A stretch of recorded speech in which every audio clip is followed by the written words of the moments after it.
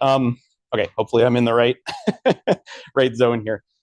Yeah, so my name is Jay Silverman. I'm the Massachusetts field agent with Land for Good. I'm also a first generation hay farmer in Western Massachusetts, which I'll talk about a little bit. So having leasing be one of my favorite topics to focus on at Land for Good. I'm a real lease nerd and trying to figure out the right sort of leases to fit the right kind of situation.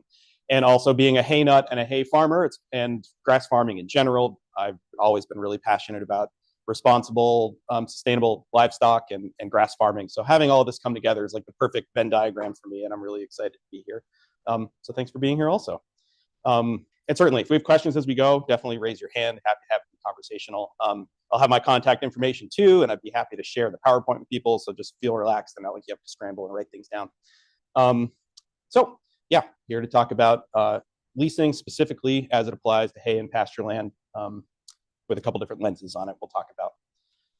So just curious by show of hands, who knows of Land for Good or has heard of Land for Good or maybe even worked with us before? Okay, great. So we're a nonprofit. We work in all 6 New England states, and we work on farmland access, tenure, and transfer. So it's really helping people find land in the first place, how to get on that land, both physically but also socially speaking.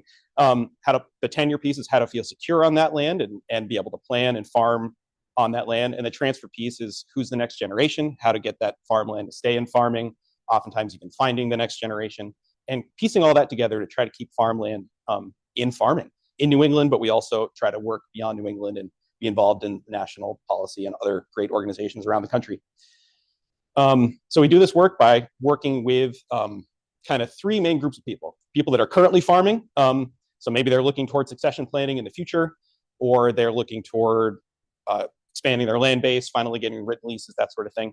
We work with farm seekers, so people that are looking, I just heard some kind of note through the computer. Huh. Oh, the computer just said something, but I don't know if that was somebody. That was me. Oh, great. Okay, perfect. I just didn't know if somebody's asking a question through the computer. No, it's all great. So we work with farm seekers, people looking to find land in the first place, expand, relocate, or finally get a written lease in place. And we do a lot of work with non-farming landowners, which is a really important part of the land base in New England, but especially across the country too. Folks that either bought property that came along with a small field, or maybe they bought a farm that hasn't been currently farmed for a while. Maybe they inherited that land or that farm, and they're trying to figure out somebody to farm it or keep it in production. So we try to work with all these groups of folks and find the right arrangements and right tools to keep this moving forward. And we do this work through a lot of one-on-one technical assistance. So we work one-on-one with people all throughout the 6 New England states. I cover most of Massachusetts, but we got people in every state to do that. On these things we talk about, and lease crafting is a really big one of those. So I'm really, again, excited to nerd out about that a bit. And then workshops and trainings and advocacy and a lot of online resources that we're always happy to curate for folks and point you in the right direction of what could be helpful. So I come to this as a first generation hay farmer. I've been a hay nut since I was 2 years old for reasons nobody can figure out, except for the bale thrower. That was the thing that clicked something in my brain, and I was that 2-year-old telling everybody about it, and grew up working for a farmer in town who was actually the one who hayed next door to my parents' house. My parents did not coming from a farming background. And I started my own hay operation in 2012. So I'm about to go into my 15th year of it, which is wild. So if we have some time, I'm happy to talk about that in my experience and how that plugs into this as a possible example. But some highlights of that is I operate entirely on leased land. So I don't own any of the farmland. I don't own any of the barns that I use. It's all in my town. And as a first generation townie, I have some of that social capital to fall back on and connections and things like that.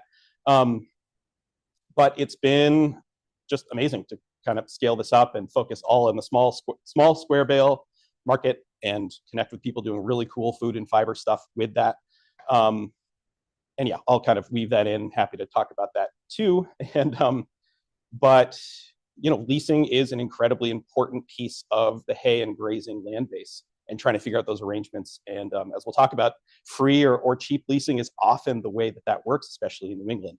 And so ways to sort of talk to a landowner about that and figure out the ways it can still be mutually beneficial, even if they're not looking at large dollar signs for a rental amount there. So just curious for a quick show of hands, and if there's anybody who wants to weigh in the chat, feel free to. But just curious who's here in the room today, and you can raise your hands as many times as you want. But who's in kind of the farm seeker or beginning farmer bucket. Okay, great. A lot of you. How about somebody who's a junior generation on an existing farm, or maybe a successor? You don't have to be related, but are you working with a farm? Okay, that's great. Somebody who's actively farming. Do you own a farm business? Okay. And how about people that are currently farming on leased land? Okay, that's really helpful too. Folks that are doing grazing. How about haying? Okay, cool. And feel free to call it out. Anybody else you feel like you fit in the, yeah? Yeah. Okay, that's great. So service provider and yeah, cool. Glad to have you here. Thanks. Cool. Well, really happy to have you all here. Okay. No, just feel free to call it out, interrupt me if somebody's so moved. So really basically, you probably hear the term land tenure thrown around a lot. And when kind of stripped down the basics, for somebody to, or tenure means to hold. So for somebody to have secure or good land tenure, they need to have access to land. They need to have the security to actually hold that land for a certain period of time and have really clear division of responsibility. So know who's responsible for what can and can't happen. So at its most basic, good land tenure needs to have those three things. And that's one of the real important pillars of having a good lease or a good agreement, is knowing those pieces and how that fits in with your business and your land base. So types of leases in general, a big fork in the road is it a verbal lease or a written lease? And there's a lot of verbal leases out there. And I think that percentage goes even higher when it comes to hay and pasture land. I know that's true for me and my business. A lot of them are handshake agreements. Either it's an difficult dynamic to navigate, trying to get something in writing, or you're just maybe haying or grazing a lot of different properties and trying to manage that many written leases is really difficult. Maybe you want to be able to stay light-footed with yourself and your operation and not sign yourself up for something you're not sure if you're going to want to stick with. But there's a few things that come up with this. One is that there's a saying that a verbal agreement is as good as the paper it's written on. So verbal agreement's great, but as soon as somebody either disagrees or tries to change their mind, or maybe even can't remember what was discussed, which happens all the time, it's just as human beings, it can really unveil this power dynamic where if it's a verbal agreement, the landowner really has all of the power in the situation. And it's an interesting game to try to unpack that with a landowner, because many are very altruistic. They seem very warm, very friendly, and are. But digging down is, if they have hesitance for written lease, is some of that because they have a fear of giving up a little bit of that power they might have and giving you a legal right to be there for a certain period of time. So it's really a risk analysis for you and your business and any given arrangement. I know for me and my hay operation, but also true for pasturing or any kind of farming operation, if a given agreement is a large percentage of your land base, that might feel like a really risky thing to put on a handshake, because if that changes, a large percentage of your business might change. Versus if a given arrangement is a small piece, maybe it's just an additional hayfield or an additional piece of pasture. And worst case scenario, if that landowner changes their mind mid-season and tells you can't do it, if that doesn't crumple your business, then maybe that feels like an acceptable risk for a handshake lease. But there's a lot of horror stories from people about leases going bad. And a lot of times when you dig deeper, it was a verbal agreement or it was a lease agreement that wasn't written very clearly or didn't have a lot of protections built into it. So our goal is to get leases in writing whenever it's possible and appropriate. And that's something I do a lot of work with people, is how to craft these agreements so they function well in the real world. So a few different subcategories of it. You can have short-term leases that are either trying out a piece of property, maybe are year to year. You can have really clever things like rolling term leases, where every year one more year is added to it. And so you have a planning horizon that keeps moving with you, which I'll share an example of that. And then there's other long-term leases where people have access to a piece of property for 10 or 20 or more years. Sometimes there's a lease to own component where there's an option to buy that land at some point in the future. And then, of course, there's other types of leases as well: equipment leases, building leases, livestock, infrastructure, other ways to sort of work that into an arrangement. And it's a real grab bag. Leases can be really creative, and it just depends what you need and sort of how you can present it to a landowner without, making their eyes go wide and feel like they don't know how to approach the situation, which can also happen. And just a quick FYI, but this also it applies to handshake leases too. There's a big difference between a lease versus a license or a permit. And so a written lease, a true written lease, gives you as the farmer extensive temporary legal interest in the land. So it's for a specific period of time. And if it's set up correctly, you know what you can and can't do there for a very specific period of time, and you can plan accordingly. Whereas a license agreement, also known as a permit, and for this conversation, it also applies to handshakes, are really just permission to use the land. A lot simpler, but are generally revocable at any time. So a written license or a written permit often comes up with town-owned land or state-owned land, public land, where they legally can't give someone that legal interest in it via a lease agreement. It's still in writing, but it's important to know that it actually is just permission and could be changed at will of the landowner. So public land is a really important piece of land base. I hay a town-owned field. It works out really well, but it's something I have to have in the back of my mind that even though we have it in writing for a 3-year period, they technically could change their mind at any moment. And then it becomes kind of a public relations thing for the owner of it, of, if it's a town or an organization, they don't want to have a reputation of changing that on a farmer mid-season. But with a private landowner, maybe you want to be a little bit more cautious. If they say, no, I just want to do a permit, or let's just keep it on a handshake. Yeah, and there's this kind of graphic or this notion about bundle of rights or bundle of sticks. They call it sometimes, that come with a specific piece of property, that there's rights to do all kinds of different things on that property. And kind of this, I guess the cursor's not showing up. What's circled sort of shows with a leasehold interest, the farmer actually has one of those legal rights for a specific period of time to farm that land and do what's outlined in the lease, versus other arrangements like a handshake or a license or a permit technically don't have those legal rights that they're holding for that period of time. So hearing from you guys, when it comes to leasing hay and pasture land, what are some advantages that come to mind about leasing it versus owning or other types? Yeah. Mm-hmm. Bar as far as like monetary or, okay, yeah, yep. Anybody else? Yeah. I mean, sometimes depending on where you are, especially taxes being so high, but not sometimes rent can actually be a little bit more than taxes. Right. Okay. So the idea of rental rate compared to taxes and doing some of those calculations. Yeah. Your like farm goals are changing. Mm-hmm. Sure. So yeah, if you're not, whether your goals are your farm or just you're expanding or relocating or trying to figure out your land base or your scale, having that flexibility, absolutely. Anybody else? It's okay if not. I know it's the last session of the day too. Yeah, but no, you guys are really hitting on a lot of this idea of some flexibility and scalability. I know for myself, I started out haying 9 acres, and I think last year I did about 60. And so just trying to make that decision from the get-go about buying land versus having kind of this ability to change it. And yeah, this idea of profitability, especially in grass farming, where revenue per acre tends to be a lot lower than other types of farming. Is owning land ever really going to pencil out for you and your business? I'm not saying that's a hard yes or a hard no, but it's definitely numbers to be crunching on this.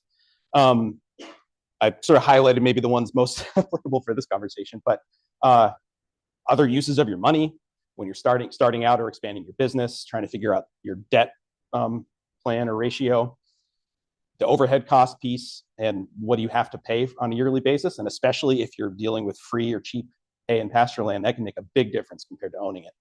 And then, there's also this management transfer piece that I think pops up, especially with hay and pasture land, maybe even a little bit more frequently than other types of farming, where somebody is changing their business dynamic. There's a lot of retiring farmers in the grass farming world, especially in the hay world, but I think, across dairy and everything else.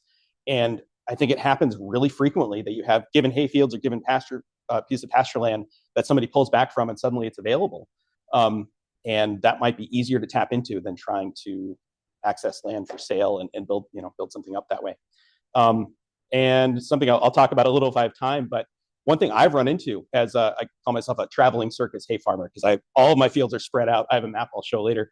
And it can feel like this high logistical cost of moving your stuff around that much. And especially if you're doing livestock, I know that compounds even more, because I always joke, at least my hay equipment isn't going to run off on me in the middle of the night, hopefully.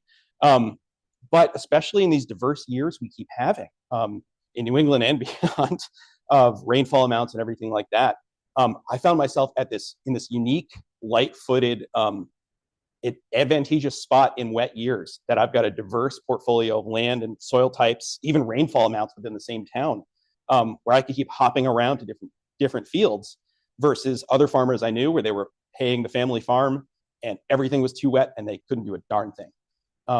So trying to find some of those little bits of advantage, even if you find yourself with a lot of logistical costs.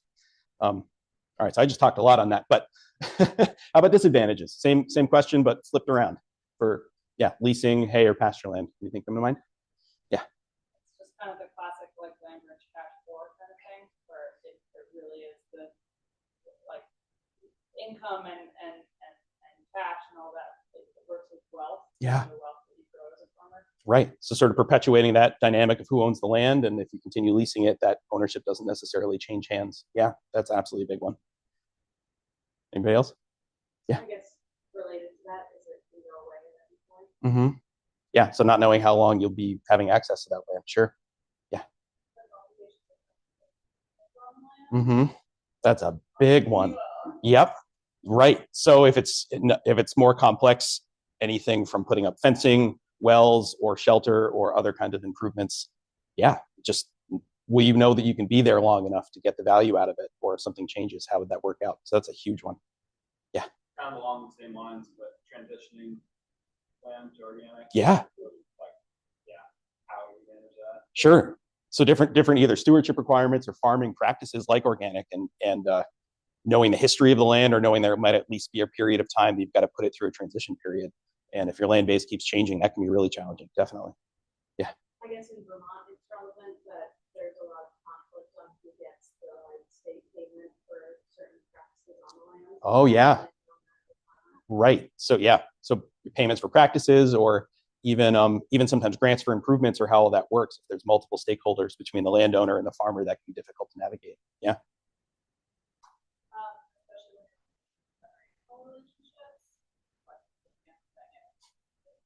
Yeah, right. So yeah, family dynamics being a big piece of that, and including who's going to lease or use a piece of land next. It's not always about the ownership; it's about the farming piece of it too. Yeah, I saw one more. Okay. Sure. Yeah. So relationship building and yeah, putting that time in with the owner, that makes a lot of sense. This is great. Anything else, sir? Feel free, but. I was gonna say it's all similar. Yeah. Yep. Somebody else's opinion involved. Yeah. And it's just hard to have, just like you said, like just multiple different sections, especially when you're haying, of land, sometimes like across multiple towns. Yep. You know, it gets frustrating, and like moving bales all the time, and yeah, that can just take a lot of time. Yeah. It's just the logistical costs of all of it. I know. Come August, I find myself dreaming of just one large contiguous set of hay fields, but yeah, no, you guys are really naming it. You know, it's the security piece. Are you needing to find yourself planning year to year and constantly rechecking in with landowners? And, you know, this is the time of year for spreadsheet farming for a lot of us. And do you even know that plan yet? And you have to keep running scenarios until you hear back on things. The investment in improvements piece is huge. Fencing for livestock is, when I'm working with livestock farmers trying to find land, that is one of the biggest barriers. And what exists, what's possible, what are the risks involved of animals getting out? Are the landowners even aware of what livestock farming is like? There's so many factors that go into it. And so trying to have a lease that's set up to take those factors into account and figure out enough security for you to feel like you can be there long enough to get a return on those investments, or even other creative ways. Maybe a landowner actually wants to invest in that because they want to see the farming happen there, or there's so many different ways that can be navigated. But also fertility is a huge one of them. And I think especially with hay, but also certainly to get pasture back, into production, especially when it hasn't been productive pasture land for a while, is spending a lot of time on fertility and lime and ways to get land back into shape. If you don't have secure land tenure there and you don't know how long you're going to be there, that's also really difficult. And I find myself, even as a huge soil nerd and always trying to do right by the fields and putting fertility down and replenishing what I take off, if a field is really unknown and I don't know whether I'm going to have it next year, it's hard to invest, in that level of fertility. And I find myself on some pieces putting down urea a given year because I just want that nitrogen boost, but I'm not willing to spend hundreds and hundreds of dollars for the long term if I don't know if I can be there next year. And that gets difficult year to year. So yeah, this is great. You guys are really, really nailing it with the right audience. So a lease itself, leases can feel very intimidating sometimes, especially when you don't know much about them or what goes into them. Landowners especially can feel touchy about it or feel like too much of a contract. So part of this, I wanted to talk about leases a bit in general, and especially how that applies to hay and pasture land, and try to debunk some of that and show how creative leases can truly be. So the minimum to put in a lease are these 5 aspects. You've got who's involved, so who's the landowner, who's the tenant, defining where the premises is, hopefully more than an address, either a description or some maps or something to really show the boundaries of it. When does the lease start and end, being the term. Consideration is what's being exchanged, either monetarily or otherwise, which we'll talk about, and the signatures of the folks. And so those 5 things are basically the most simple bare bone lease you can have. And they sometimes fit the circumstance, especially for a hayfield or something else. Sometimes that can be all you need, but can still give you that legal security to be there for a certain period of time. But hearing from the rest of you guys, what else can you think of that could be in a lease, in general or specific to hay and pasture land? And what are some considerations that you'd like to see covered? Like outside of those. Yeah, outside of those 5, like what are additional things you'd like to see? Yeah, improvements, right? So what can and can't happen, and how are they dealt with, either at the end of the lease or over time? Sure. It's okay. Again, I know it's the last session of the day, but yeah, sure. So, yep, who gets access to that land? In terms of, like, if there's multiple people that are interested, or if, sure. Yep. Yeah. Multiple uses, recreation, or even the landowner themselves, what can and can't be done when. Absolutely. I had a well-meaning landowner that I started haying their field. I took first cut, and they mowed second cut with their lawn tractor because they didn't know I was coming back yet. Or they didn't know I was coming back at all. They just didn't understand. Never even occurred to me to clarify it. And thankfully, it was a small field and a learning moment. But best intentions, you still get surprised by just what people don't realize. So that's a good example. Okay, well, feel free to chime in. But yeah, this idea of what can and can't you do, and to that note, what can and can't the landowner do? I had another circumstance on a wet field where I communicated with the landowner. It was a super wet year. And I said, hey, I hayed where I could. It was way too wet in these other spots. He went out there the next week with his brush hog, and brush hog perpendicular to the way that I hay it, and made the biggest ruts I've ever seen. And to this day, still can't hay those sections of those fields. Best intentions, sweet landowner, didn't understand or realize. And now some of the ground's really not usable for hay. So just having it simply in the lease about, hey, we just need mutual agreement if you're going to go out there and brush hog part of the hay field. Likewise, things that I need your permission for to go do, can really just clarify a lot of it.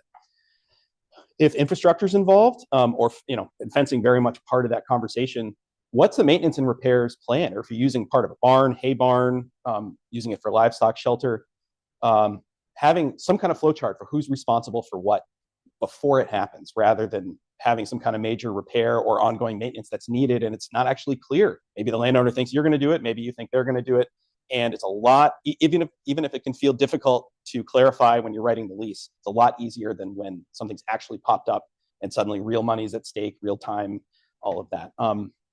So there's some examples there, and I've seen it go in any number of ways, and sometimes that feeds back into the rental rate, where if the landowner is responsible for everything, that could be a reason to charge more rent, and vice versa. Just doing my own time check here. Okay, good. Let's see. Oh, and the renewal piece. Yeah, just what happens for a renewal process? How often can that happen? Same thing with termination and default.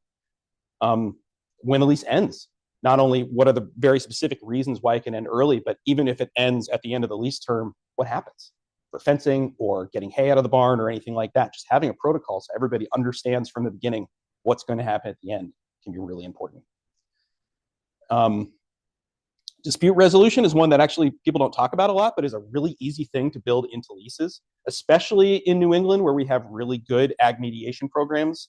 And I think every state, if I'm right. But I know that exists in other parts of the country too. Actually, I meant to say at the beginning, just show of hands. Is anybody here farming outside of New England, or is this a New England crowd? Okay, yeah. Yeah, well, we're happy to have you as neighbors. Like a transition state. But yeah, just, I definitely want to make my caveat that my experience is in New England, and, not wanting to speak too broadly, because I know that hay and pasture in other parts of the country are, definitely different. But just having something that nudges people in the direction of having ag mediation support if there's breakdown in communication before something really devolves in the lease. And then, stewardship considerations, whether that's you yourself as the farmer wanting to make sure the landowner doesn't apply non-organic substances to hayfield or pasture, or vice versa. There are definitely landowners that are really particular about, organic stuff comes up a lot, but there's other, other criteria that could be really important to have spelled out in the lease.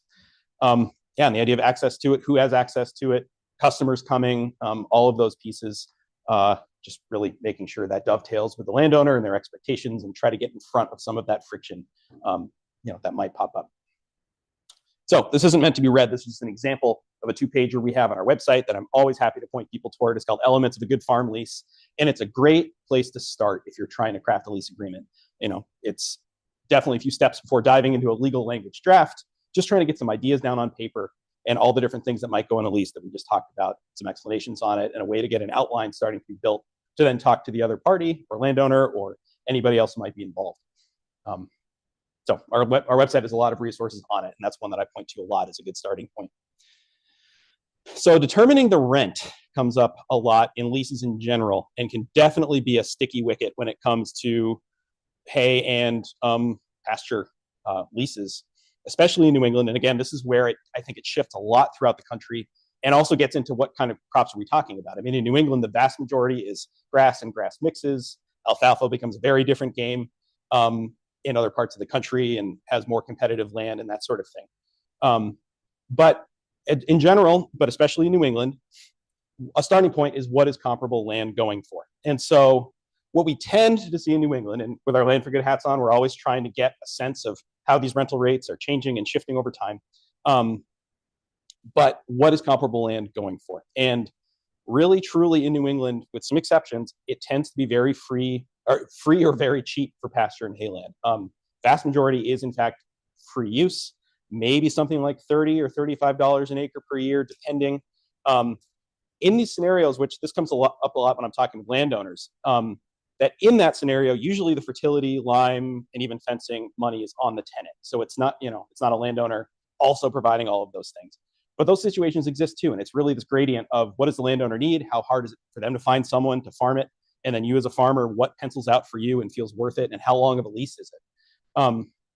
Just for reference, for other types of farming, again, in New England, we tend to see like $50 to $150 an acre per year for tillable land, maybe upwards of $300 or even more than that in some of the most prime soil. I said Western Mass for me. I'm in Conway, Mass, which is really close to Shelburne Falls, if anybody knows that corner of the state, or 20 minutes from Greenfield. I am one town just out of the Connecticut River Valley. I've got rocks and trees and hills and not much prime farmland. Just one town down into the valley from me is some of the best farmland in the country, if not the world, and it's incredibly competitive. And so trying to hay or pasture that land can be a very different game than trying to, 500 an acre or even more, and competitive not just with other types of farming, but development and all of this stuff. So again, this is all very much in context to your hyper-local situation and variables, and really competition and soil type, but really as a factor of that competition, are one of the biggest drivers up and down in this kind of gradient of rental rates. But just kind of a ballpark starting point. And that's not including infrastructure. That's really just talking about raw land. Fencing, I think existing fencing could go either side of that equation. But if you're renting a barn or renting storage space, that varies so wildly, we don't even really have good like baseline rental rates for it. Yeah. I just have a question. Sure. I get a lot of questions about there's confusion over like contract raising. Mm-hmm. Like some farmers will argue that the landowners Yeah. to raise, which I think No, that's a really good. Right. No, that's a great point. So this idea of contract raising and almost running the rental rate into the negative, where it's going the other direction, and the landowner's paying the farmer. And I'd say that's absolutely part of this like competition scale gradient, where and it might even be trending that way in a lot of the towns. I know in my town, there's more hayland available than I can get to. Farmers keep retiring, keep trying to kick fields my way, and I'm like desperately trying to slow time down and get to all of it. And so not that I'm at the point for asking landowners to pay me to do it, but gosh, I see things trending that direction at a certain point. And that can be a really difficult conversation to have too. I know it comes up in dual use solar a lot. So like people trying to graze solar field and saying, hey, this is a service, like a lot of work going in to get my animals there. And there can be a little bit of a mismatch of expectations. But yeah, so I think that's definitely part of this. And what can each party afford for it? Yeah. Actually, kind of had a question for you. Is there, like in Vermont, does anyone keep track of average land rent across the counties? Not that I'm aware of. I'd love that. Someone should do it. Maybe land for good. I haven't really looked for it. Yeah, Mike Gia is our Vermont field agent. He's just a whiz with, so much. And so I don't know if he has much of that written down, but he's part of like our team always trying to compare notes on this. And how does that shake out? So the piece I wanted to say about infrastructure, this comes up for me with hay barns a lot, but also for shelter or storage or things like that. The opportunity cost for the landowner, I'd say, is the biggest factor in rental rate. And by that, I mean, what would they be doing with that barn or piece of infrastructure if you weren't using it? If it would just be sitting there empty, they'll probably offer it for free or cheap. And I know for me in my traveling circus, sometimes I would not be interested in haying a field if there wasn't a barn right there that I could use. But if they themselves are using it for a lot of things, or they could rent it out for storage space, or they might really be crunching the numbers and saying, look, I need to get X amount of dollars for your use of it in order for it to be worth it for me because I can use it for something else. So I'd say that's one of the biggest things to be paying attention to if there's infrastructure involved in a hay or pasture lease, and communication with the landowner about that. So determining the rent in general is this Venn diagram of what does the landowner need, what can the farmer afford, and is there true overlap there? And in my experience doing this with Land for Good and helping people negotiate, if either party's stepping far outside of their means or their needs, it often isn't a good sign of a long-term fit. So as a farmer, you might feel like this property and this either whole farm or field is too good of an opportunity to pass up. But if you think about year after year, if you're paying a lot more than you think it's either worth or than you can afford, it might not be the best long-term fit. And that's okay. You might decide you want to do it for a short period of time, try it out, get to know the landowner. It's all part of your business calculation to be doing. But this gets to what somebody else brought up too, is what other benefits are you providing for that landowner, either in addition to or more commonly in lieu of monetary rent? So opening it back up to you guys, whether you're haying or pasturing, and you can definitely specify if you've got one in mind, but other than paying rent, what other benefits would you be providing to a landowner? What are things you can either talk about or put in the lease? A lot of these small fields like me, people are paying somebody to run them. Yep. So That's a go in and get the field for free, and then a lot of guys in our area are getting the landowner to pay for the inputs, the line. yeah. And all that stuff. That's a great so. Right, because if their alternative, like you said, is paying a few $100s or more for somebody to brush hog it, and that comes up more and more as hay and grass farmers are retiring. And again, depending on where you are, because I know there's certain towns and certain pockets where it's still in fierce competition for hay and pasture land. Other places like my town where it just keeps opening up and everybody's turning to me as the whippersnapper out there. So, which is a fun challenge, but it's a little stressful. But yeah, that's a huge piece of it. So providing that maintenance benefit, the mowing piece, and then and like you said, that's the idea of the landowner paying for maybe fertility and input costs is just again part of that rental rate calculation when you kind of strip it down to its base. Are they willing to sweeten the deal to have the farmer there? Yeah. Yep. Lease agreements, and each landowner has like a different vision and purpose. So like some of them want just to like have the property farm with like some cows out there and to see that it's not one waste. Yeah. And then also sometimes like have them feed or something else like in addition to what we're not doing, but Yep. some type of product. Yeah, so the idea of like an in-kind consideration that's being provided for them that's not monetary but still has a monetary value to it, which you could do that with mowing in lieu of brush hogging too. So yeah, that makes a lot of sense. Yep. I manage a solar grazing company. Oh wow. So for us, it's really about other than the like actual vegetation management, it's a lot of fertility additions through manure of sheep, great like visuals for the solar companies. Yeah. But that like providing fertility, like continued fertility for that land, if it's not in current use. Yeah. That's another thing, is keeping that land in current use. Right. Okay. So I'm hearing three important threads there. One is fertility and soil building. Another is like the aesthetics and management of the place. But another big one is tax benefits for the landowner. Current use programs of the given state. I won't use state-specific jargon here, but somebody farming their land, and that means they pay drastically less real estate taxes, at least on that portion. That's a big one. This is great. So no, you guys are, again, really hitting this. The management piece, so mowing, fertility, and again, clarifying what's expected and who pays for it can be a big one. The aesthetic piece, the environmental piece, current use part for taxes. So that one can be like rent. I mean, really, when they crunch the numbers, if it's not in current use and you farming it allows it to be in current use and you're not paying them cash rent, they still might be effectively getting cash rent from it. Or maybe somebody stopped farming it and they want to keep it that way, and you coming in to farm it is a way to keep it in current use taxes.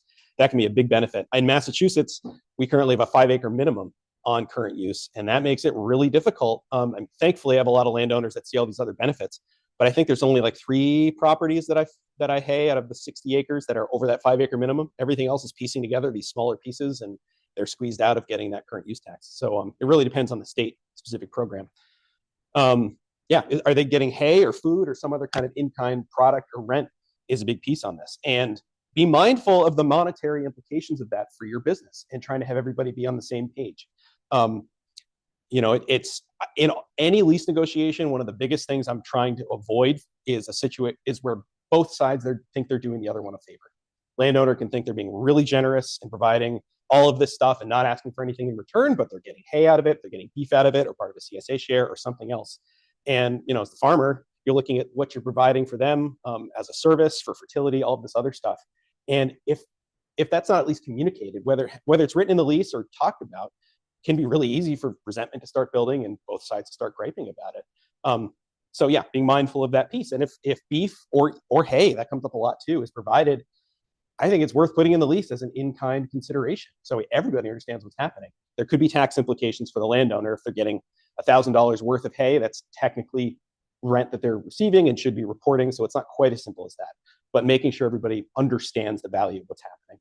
And there's a lot of landowners I've talked to that they say, oh, it's free lease, but then you dig down and they're getting 1,000 bales of nice hay out of the deal.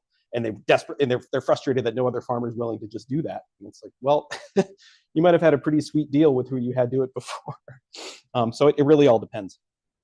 And then, there's other kind of altruistic goals. Supporting local agriculture is a big theme.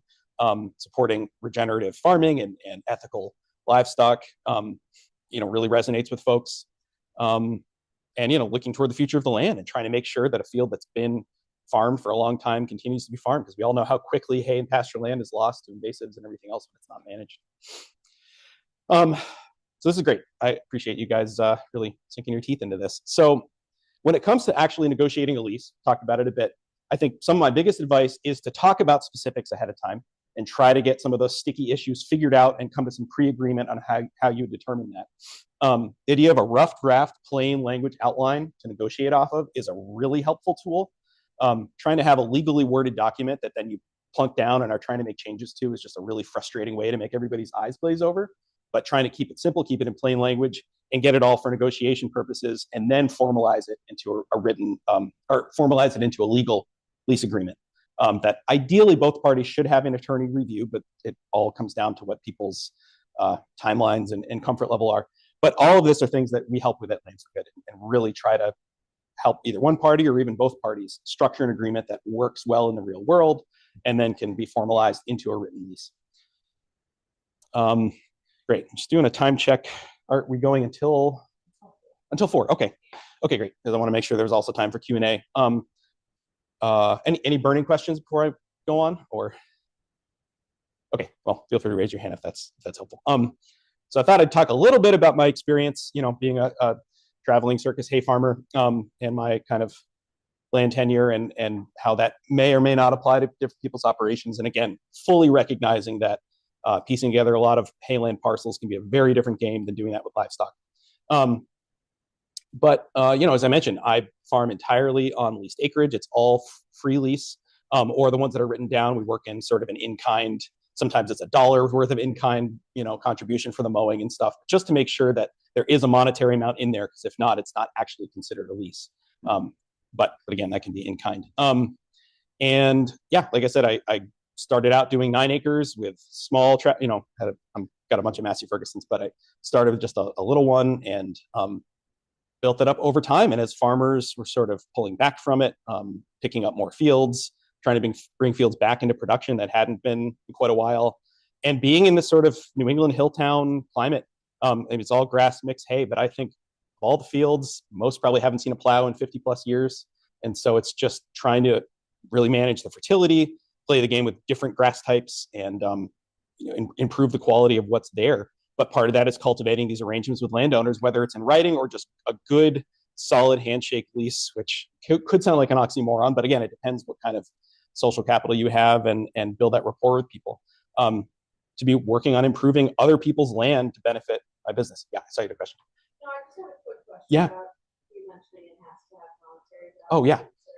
Mm-hmm. Is that Massachusetts specific? That's a really good question. I don't want to say without shadow of a doubt that it's not, but my understanding is that generally, if not across the board, for a lease to legally be considered a lease, it has to have something named for a consideration. But again, it could be in kind. So the idea of saying like, oh, the management of the hayfield and mowing twice a year and all of that as part of hay production is worth $1, and naming that in the lease, believe should be good enough. But that's again why having an attorney, and especially a state-specific attorney, with is helpful to have them run over that. So yeah, but just spinning my own yarn a little bit. My business model would never support owning the land base that I'm trying to farm.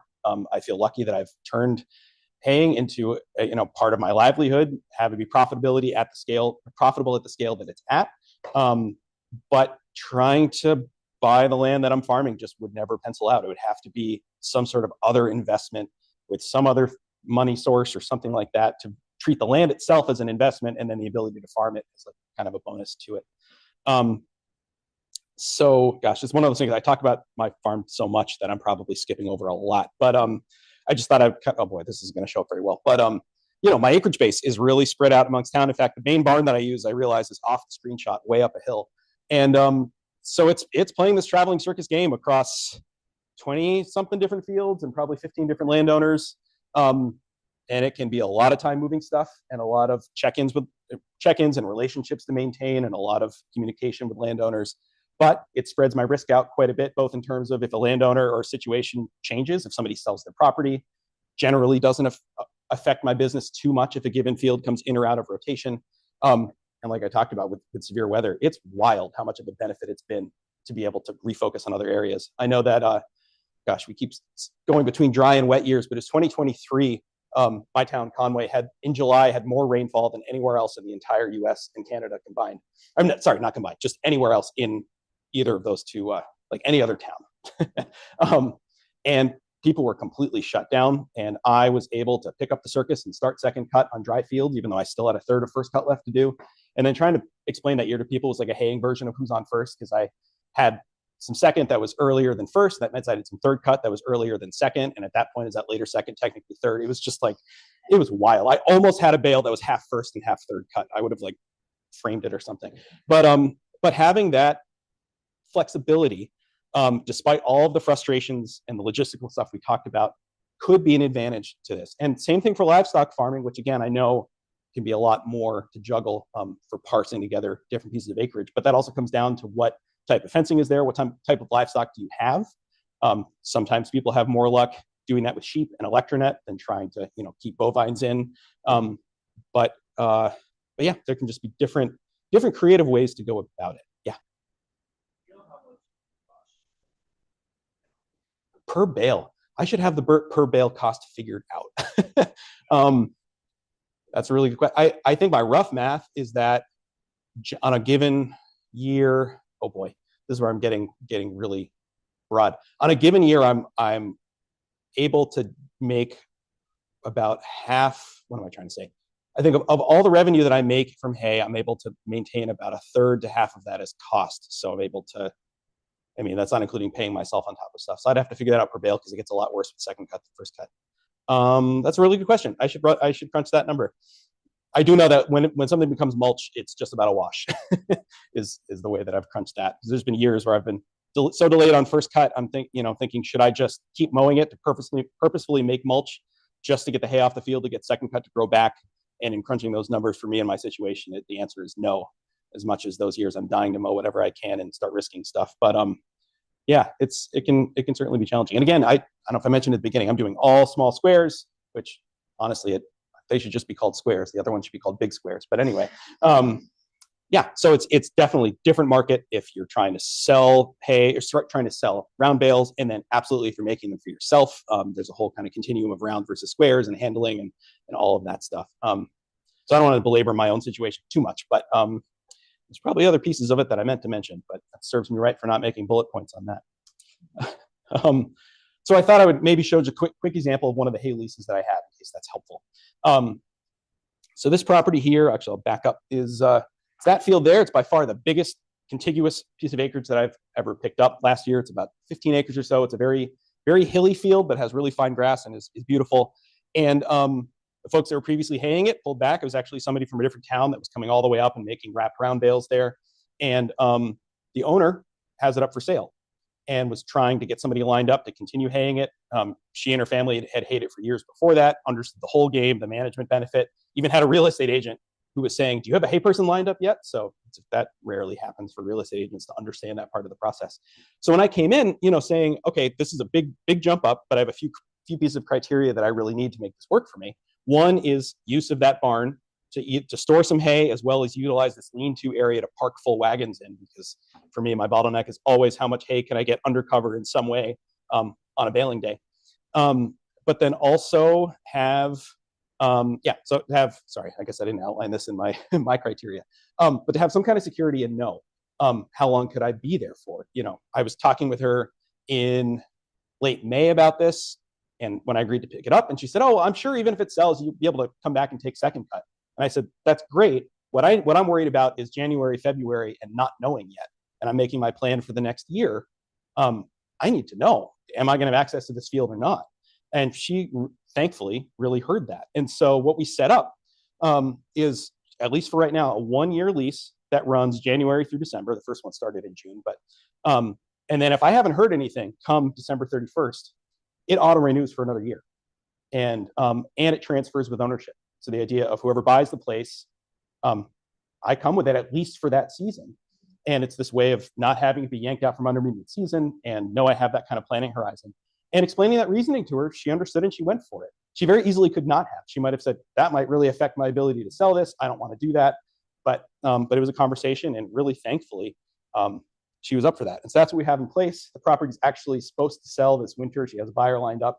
And so even though the lease renewed, I'm going to still have that conversation with the new owner, because if they truly don't want me there, it's not going to help me to cling on to it for one season and then, be without it. But point being is there can just be these creative little bits that you can put in a lease to make that clarity and have that planning horizon for what you need.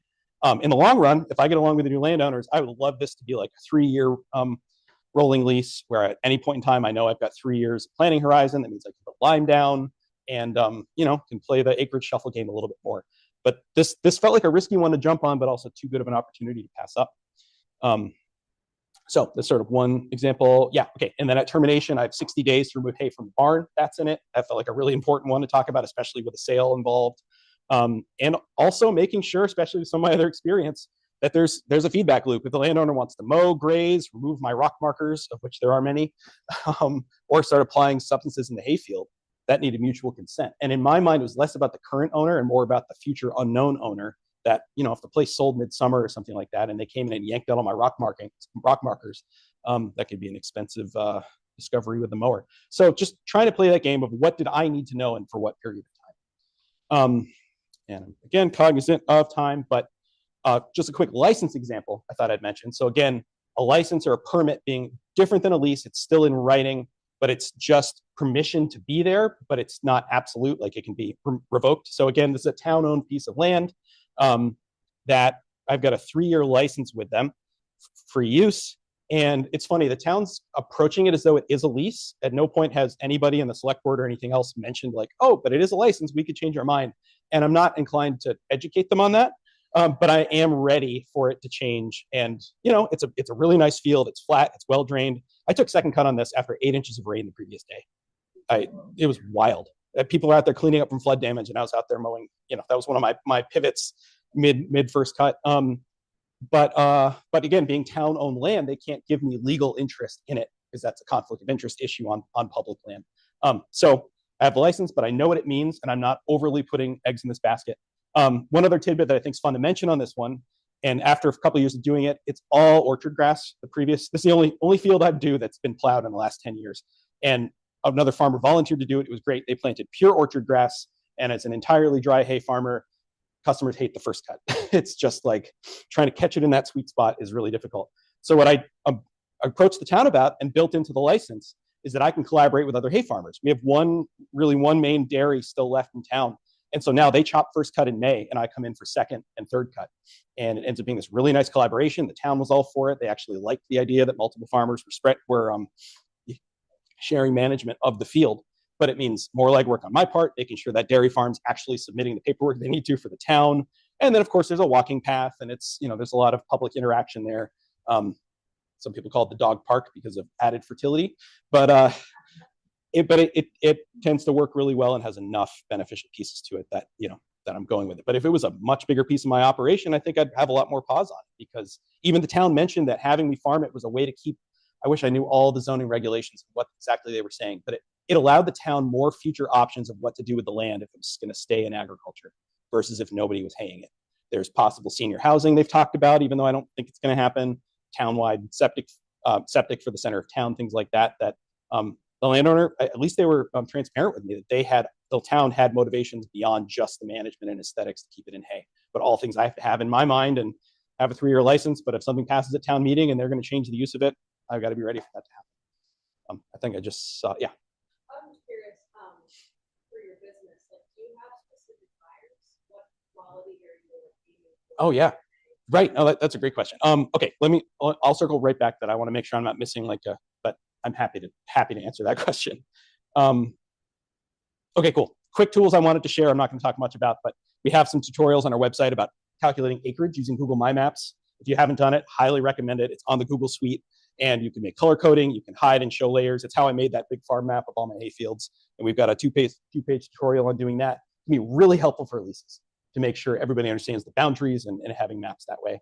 I won't get into soils right now, but we have soils mapping tools. But this informs rental rate, also informs what's a new piece of acreage like, especially if you're walking a field in a dry year and you don't know whether it's underwater or anything like that in a wet year. This can be helpful. So we've got a 2-page tutorial on how to use the UC Davis tool.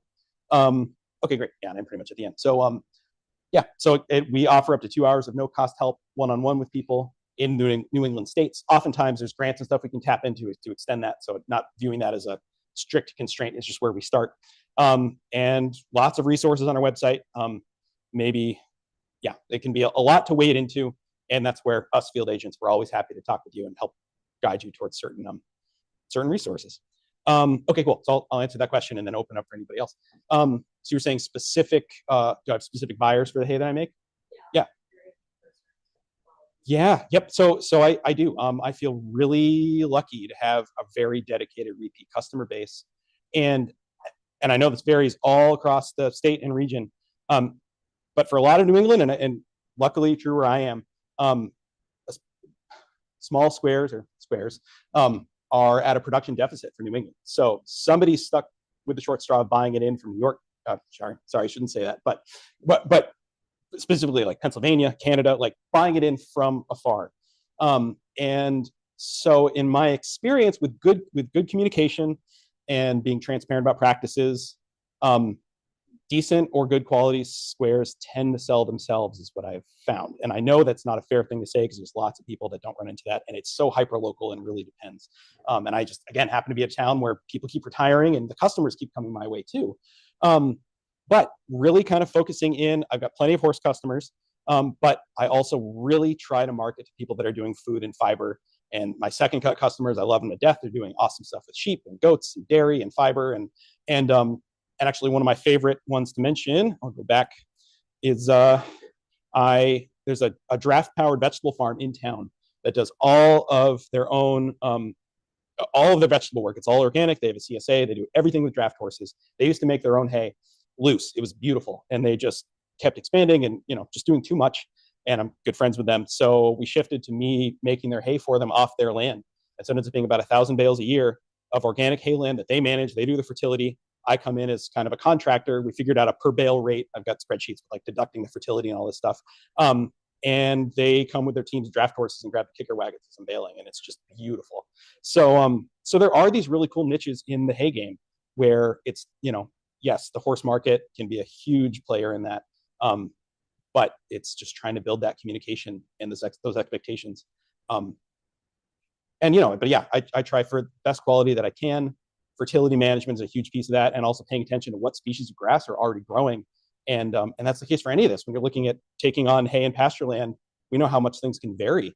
And playing that game of if you're, I'm a gaming nerd too. So it's like, if I imagine it being like a board game and each field is like a card with its various pluses and minuses. I've got some fields that grow such fine grasses. I know that if I save them till later in the rotation, not purposefully wait, but just trying to marathon through first cut, which always takes me a good couple months anyway.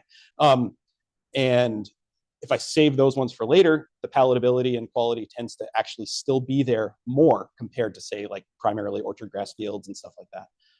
But communicating that and trying not to act like all hay is hay and there's no difference, and working with customers on what they want and allowing them to try bales can be a lot of headache to work through, but also really rewarding and gets dedicated repeat business, at least in my biased experience, if that makes sense.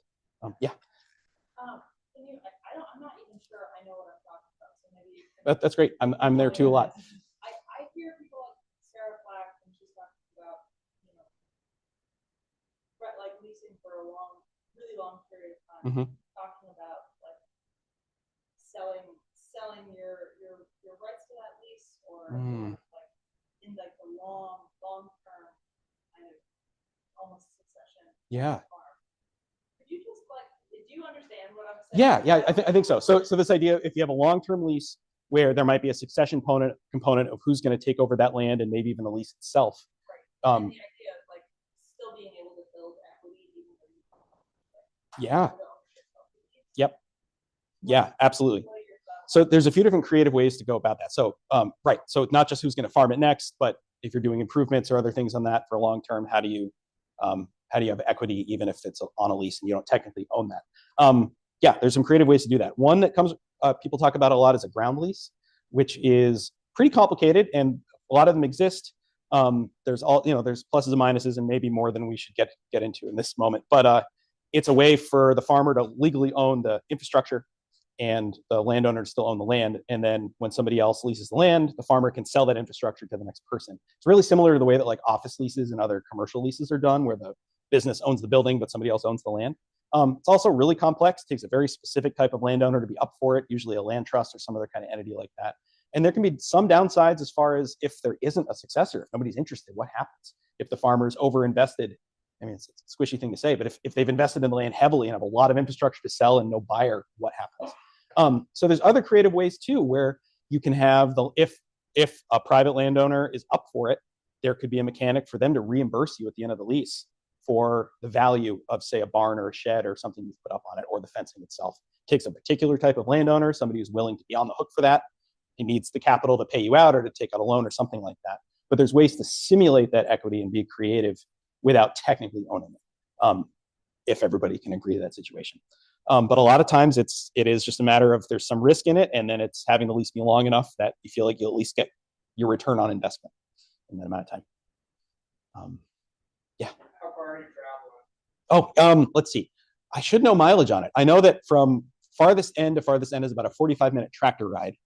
By car is about 20 minutes, maybe averaging 30 miles an hour. I should do that math. But I am thankfully all in one town, and I don't have to trailer or anything. I have my tractors and my trusty pickup that moves the circus around. But I also do like the hop from field to field. I mean, I store my equipment at whatever the last field was and tarp the baler and all of that, and then move on to the next one rather than try to bring everything home again, which also means a lot of trust in the local community that people are going to, not mess with my stuff. But yeah, I know there's people that are going across towns or multiple towns, and that just exponentially gets more and more difficult. But yeah. Wow. Yeah. Right. Do you have a way to like trailer stuff or? Yeah. Yep. Sure. What is this for hay or for? Yeah. Are you doing rounds or? Yeah. Okay. Well, guys currently been doing square. Yeah. debacle. Yeah. There's a demand for squares. Like Yep. I don't deal with squares. Yep. that stuff kicking around. Yeah, you have to have something going on up here like I do to want to deal with them. I know I can make more money with squares. Yeah, Packages around for of course. sell whatever extra. Totally. No, that makes sense. But yeah, it's that cost benefit analysis of moving for something like that. And yeah, I don't know why. Well, it's the bail throwers why I love squares so much. But anyway, now that I have one, it means everything. I know we're up against time and all of that.